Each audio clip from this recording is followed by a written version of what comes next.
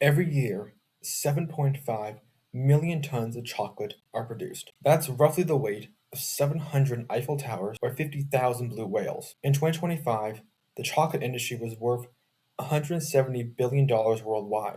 This enormous trade comes from a single plant that didn't become widely popular or easily accessible to most people until the 20th century.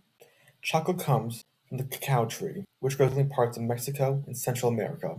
Historical records show that some Native American tribes, like the Mayans, considered chocolate sacred and often calling it the food of the gods, and even using it as currency. There also were high-ranking individuals who were buried with a cacao tree plant on top of them, showing just how revered this plant was.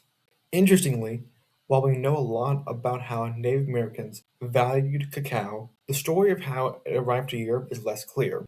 There are multiple theories about who brought it first back and when. Most sources agree that the Spanish were responsible, as the first recorded shipment of cacao to Europe was in Spain. At first, chocolate was mostly consumed by Spanish nobility. For centuries, it remained a luxury that few people could afford. That began to change in the late 1890s when Milton Hershey started producing milk chocolate and familiar chocolate bars we already know today. This allowed his company to scale up production, eventually producing popular products like Hershey Kisses and Reese's Candies, grew out of this chocolate boom and the growing demand for sweet treats.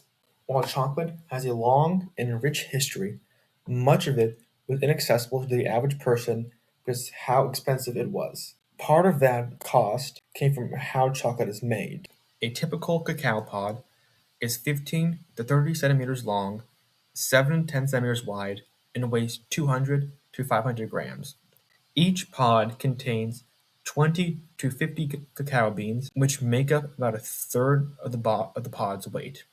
That means a single pod cannot produce a full chocolate bar. Even the larger pods just barely being reduced in the average chocolate bar on its own. Producing 1 ton of chocolate requires 400 to 600 pods. This helps put into perspective how much edible chocolate actually comes from the raw pods. Plus, the beans are not ready to eat straight after the pod. This helps put into perspective how much edible chocolate actually comes from the pods. Plus, the beans are not ready to eat straight out of the pod, as they are far too bitter at this stage. They must be fermented and dried, often in the sun for several days. Next, the beans are roasted and winnowed. I read this. They're essentially separating the shells from the nibs. The nibs are then ground into a cacao mass, which forms the base of almost all chocolate products. During grinding, a fat called cacao butter is released, giving chocolate its creamy texture. From this point, the process diverges depending on what is being made.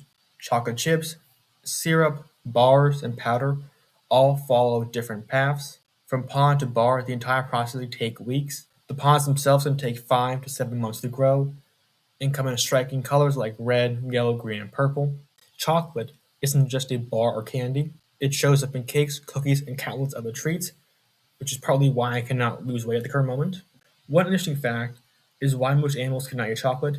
It contains a compound called theobromine. I think I'm saying that right, which is similar to caffeine. Many mammals, birds, and reptiles are sensitive to it and can be poisoned, even for small amounts. Humans are some of the only creatures that can properly metabolize. While certain primates can, it still, even for them, is toxic to some extent. Quick note about the cacao tree: it is surprisingly fragile. It is vulnerable to pests, fungi, and diseases, which can quickly rob pods and kill the trees. I couldn't find an exact number because on how much not medical costs, but like keeping the trees alive. But I estimate it's like 15 to 20% of all revenue goes towards care and maintenance of the trees. To put the scale of chocolate production into perspective, if all the chocolate produced in a year were melted, it would fill 2,500 swimming pools, which is a lot of chocolate and a lot of math someone had to do.